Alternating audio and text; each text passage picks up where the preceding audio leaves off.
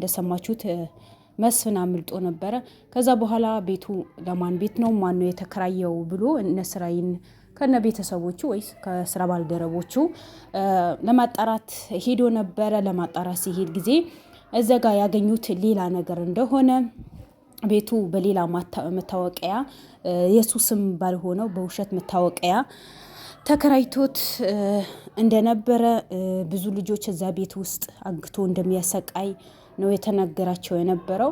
እነዛ ልጆች ደግሞ በዛ ሰዓት እሱ ሲያዝ ጊዜ አምልጠው ጠፍቶ ነበር። ምክንያቱም እነዛ ልጆች የታገቱ ልጆች ከሱ ጋር የሚሰሩ ልጅቷ ደግሞ 3 አመት ልጁ ደግሞ 5 አመት የሚሰራ ልጅ ነበር።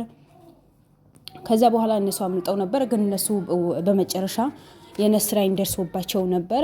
ብዙ ስቃይና ብዙ መከራ እንዳሳለፉ ልጅቷ ደግሞ መንቀሳቀስ እንደማትችል ምክንያቱም ለምንድነው እንደዛ የሆናችሁ ተብሎ ሲጠየቁ ጊዜ ስራ ወንጀል እንደሆነ ስናቅ ይሄ ስራ ወንጀል ነው፣ ይሄ ብር በወንጀል ነው የሚመጣው፣ ስራህን ይሄ ነው፣ ግን ብሩ ከምንሰራው ስራ በላይ ነው ገቢ የሚደረገው እኔ ብቻ ብር ነው መቀበልም ምልከዋለች ልጅቷ። በቃ ሌላ ስራ የላትም።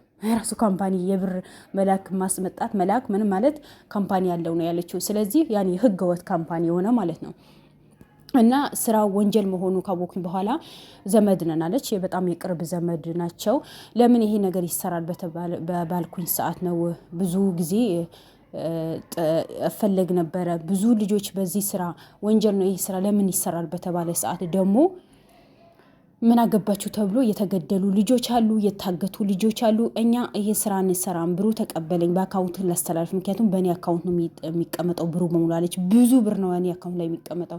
እንደዛ ባልኩኝ ሰዓት ነው የታገትኩት አለች። ይሄም ልጁ ደግሞ ወንድሟ ነው የታገተው፣ ከሷ ጋር የታገተው ወንድሟ ነው። እና እሱም እንዴት ይሄ ስራ እንዴት ይሰራል ይሄ ስራ ትክክል አይደለም ባልኩት ሰዓት ነው ይሄ ጭቆና የደረሰብኝ ብለዋል ልጁ። ሁለታቸውም በታገቱበት ነው የነስራይን ያገኛቸው። አሁን ደግሞ በነስራይን እጅ ገብተዋል። በጣም ደስ ይላል። ወንጀል ሰርተዋል። ወንዱ ደግሞ 5 አመት በሙሉ በ2 አመት በሹፌርነት ታገለግለዋል። 3 አመት ደግሞ በዚህ በወንጀል ስራ ነው የሚሰራው ነበረው። ናትናኤል ሆለ ማህሌት ሲታሰሩ ሲታገቱ ብዙ ነገር እናውቃለን ያሉት። መስፍን ያው በሽተኛ ነው። መድኃኒት በስርዓት ነው የሚሰጠው። ሀታ መድኃኒቱ በሰዓት ማንሰጠው ከሆነ ያመናጭቀናል፣ ስልክ ይወረውራል፣ ግንባራችን በጥይት ሊነን ይችላል። በጣም ከባድ ሰው ነው። ለ30 ደቂቃ መንገድ በ2 መኪና ነው የሚሄደው። በቃ በጣም ተጠራጣሪ ነው። ብዙ ቤት አሉት። ያ ቤቶች በተለይ የተለያየ አይነት መኪና ነው የሚሄደው። ዛሬ ያደረበት ሆቴል ነገ ያድርበትም። ዛሬ የዋለበት አንድ ምግብ ቤት ነገ አይገባም። በቃ በሰከንድ ነው የሚቀያየረው። በጣም ተጠራጣሪ የሆነ ሰው ነው። ምክንያቱም ወንጀል ይሰራል። ለምን አይጠራጠርም? ወንጀል የሚሰራ ሰው እኮ ሁሌ ተጠራጣሪ ነው። አንድ ቀን እኮ ደስተኛ ሆኖ አይኖርም። አንድ ቀን በደስታ አያሳልፍም። እንዴት አይጠራጠርም? እሱ ያልተጠራጠረ ማን ይጠራጠራል? ምክንያቱም የወንጀል ጥግ ነው። እና በዚህ አጋጣሚ ደግሞ ልጆች አሉት ነው የተባለው። ልጆችም አሉት፣ ሚስትም አሉት። ልጆቹን ደግሞ ከሀገር ሊወጡ ብሎ ከሚስቱ ጋር ሲጨቃጨቅ ጊዜ እሷ ደግሞ ከሀገር አይወጡም ከእዚሁ ይሁኑ ብሎ ሲጨቃጨቁ ሰምቻለሁ። ልጆች አሉት ነው ያለው። ምክንያቱም 5 አመት በሙሉ ከሱ ጋር ኖራል። ብዙ ነገር ያውቃል ማለት ነው። ሹፌሩ ነበረ። ግን በዛ ሁሉ ደግሞ ሚስጥር ሲያወራ ጊዜ እኔ ከመኪና ያስወረደኝና ነው የሚያወራው እንጂ በአጠገባችን ምንም አይነት ሚስጥር አያወራም ነው ያለው። ምክንያቱም በጣም ጠንቃቃ ስለሆነ ሚስጥር ሊወጣበት ስለማይፈልግ 5 አመት በሙሉ ይሄ 5 አመት የሰራ ልጁ ሚስት አለው፣ ልጅ አለው። 5 አመት በሙሉ ልጁ አላየው። የ1 አመት ልጅ ሆኖ ነው ልጅ የመጣሁት። ግን ልሂድ ቤተሰቦች ሊጠይቅ ሰው ጊዜ አይሆንም ነው። ለምን ሲባል መረጃ ያወጣሉ ብሎ ነው በጣም የሚፈራው። በቃ በስልክ ነው ማገኛቸው እንጂ በምንም ተአምሮ ከቤተሰብ ጋር መገናኘት አንችልም ነው ያሉት። ሁለተኛ ደግሞ በቤተሰብ ያስፈራራናል አለ። የሆነ ነገር ጥፋት እንኳን ብትሰሩ ቤተሰባችሁ ነው መንገላችሁ። ብዙ በዙሪያው ያሉ የሱ ዘመዶች ናቸው። በቃ አሳልፎ አይሰጡኝም ያላቸው ቤተሰቦች ናቸው እንዳለ ሰብስቦ እዚህ ጋር ያመጣን። በዛ ልክ ደግሞ ያሰቃየናል። ይሄ ዘመድ ነው ይሄ ባዳ ነው አይልም። ማን ሰው ሊደፋ ከፈለገ ይደፋዋል። ምንም አይነት ርህራሄ የለውም ነው ያለው ብሎ ነው የተናገሩት። ያው ልጅቷ በጣም ተጎታ ተኝታ ነው ያየናት። ብቻ መጨረሻዋ ጤነኛ ትሆናለች ኢንሻአላህ። ምክንያቱም በጣም በደጋግ በሆኑ ሰዎች እጅ ነው የገባችው። ለሰውን ህይወት የሚያሳዝናቸው፣ ለሰውን ህይወት የሚያለቅሱ፣ ብቻ ለብር ብሎ ማይሰሩ ህሊና ያላቸው፣ ህሊና አላህ ሱብሃነሁ ወተዓላ የሰጣቸው ልባቸው ንጹህ የሆኑ ልጆች ናቸው ነው በእነሱ እጅ ነው የገባችው። ኢንሻአላህ ደግሞ እነሱም ጤነኛ ሆነው እና ብዙ ሰው እንደሚያሰቃይ ነው የተናገሩት። ያው እነሱ ልጆቹ በቁጥጥር ስር ውለዋል። ግን አሁን ደስ የሚል ነገር እውነት ልጆቹም ካሉ ቤተሰብ ካሉ ሚስት ካለው ለልጆቹ ብሎ እኮ ልጆቹ ከተያዙ ምንም ነገር አይሰራም። እስካሁን በእውኑ በሰው ግፍ ሲሰራ በሰው ብር ሲጫወት እንደፈለገ ማንም አይዘኝም፣ ማንም የሚጠይቀኝ ሰው የለም በማለት ነው ይህን ያህል እና መስፍን በቅርቡ የእጁ አግኝቶ ሁላችንም ደስተኛ የምንሆንበት ጊዜ ቅርብ ይሆናል ኢንሻአላህ። ልጆች ያሉት ቤተሰብ ያሉት የእሱ ልጆች ምንም እንዳይሆኑ ከሀገር ሊያስወጣ ሚስቱን ከሀገር ሊያስወጣ የሰውን ልጅ በየቦታ ያሰቃያል፣ በየቦታ አግቶ ያሰቃያል፣ በየቦታ የምስኪን ብርን ሰብስቦ ይጨፍራል። ከዚህ ሁሉ ስቃይ ደግሞ በጣም ይጨናነቃል ነው ያለችው። ምክንያቱም ብር እሷ ናት እንደፈለገች የምታደርገው። ዋና የብራ ማናጀር ከሆነች እኮ በጣም ይቀራረባሉ ማለት ነው። በሽታ የለበትም፣ ጭንቀት ነው እንደዛ የሚያደርገው። ከዚህ ሁሉ ቢቀርበትስ፣ ትቶት ቢወጣስ፣ ሰው በሰላም እንዲኖር ቢያደርግስ? ከዚህ ሁሉ ጭንቅ በዛ ላይ ደግሞ ልጆች ያሉት ትዳር ያለው እሱ ጋር የሚመጡ ልጆች ገና ወጣት ገና ለጋ የሆኑ ልጆች ናቸው። በቀን 4 ምናምን ሴት የሚቀያየሩ የተባለው ለምን በዚህ ልክ ክፋት? እኔ ማለት እንደ ሰማን ነው መጀመሪያ ቤተሰቦቹ በጣም ጥሩ በጣም አዋቂ የተማረ ልጅ ስንት ቦታ ይደርሳል የተባለ ልጅ ነው እንዲህ በወንጀል ተጨማልቆ ያገኘ ነው ብሎን የተናገሩት። ስለዚህ በመጨረሻ ምን አይነት ህይወት ቢያጋጥመው ነው በዚህ ልክ ሰው እንዲጠላ ያደረገው? በዚህ ልክ ሴቶችን ያማረጠ ገና ልጅ ያገረድ የሆኑ ሴቶች ያማረጠ እንደፈለገ በቀን የሚቀያይረው ምን አይነት ህይወት አጋጥሞተው በዚህ ልክ የሰውን ህይወት ሊያበላሽ የተነሳው የሰውየው?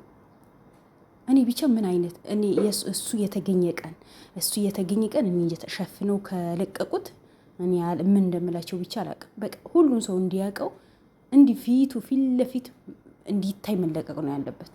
የዚህ ሰው ህይወት በሙሉ ያበላሽ፣ የእነዚህ ሴቶች ህይወት በሙሉ ያበላሽ፣ የብዙ ሴቶች ህይወት ነው ያስጨልመው። ብዙ ሰዎች እስር ቤት እንዲገቡ ነው ያደረገው። ብዙ ሰዎች በሱ ዙሪያ ያሉ ተማሪዎች፣ ዩኒቨርሲቲ ተማሪዎች በየቦታ ስራ ያላቸው አሪፍ ስራ አለ ብሎ ያስገቧቸውና ከዛ በኋላ መውጫ ቀዳዳ የላቸውም። እንወጣለን ካሉ በቤተሰቦቻቸው ነው የሚያስፈራሯቸው።